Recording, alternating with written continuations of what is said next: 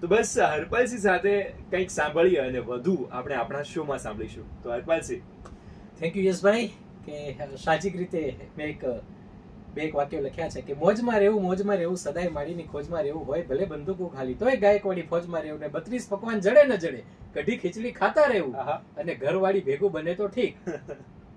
ના મારા વાલા, તમે વિચારો છો એવું નહીં. ઘરવાળી ભેગું બને તો ઠીક, બાકી આપણે ભારતીય સેનામાં આ દેશની સુરક્ષામાં રહેવું. ક્યાં બાત, મોજમાં રહેવું સદાય માળીની ખોજમાં રહેવું. ક્યાં બાત.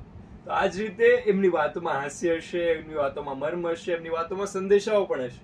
એટલે મોજ તો કરવાની છે, કેમ કે તમે સાંભળી રહ્યા છો રેડિયો સાબરમતી અને આપણો શો હાલો મળીએ.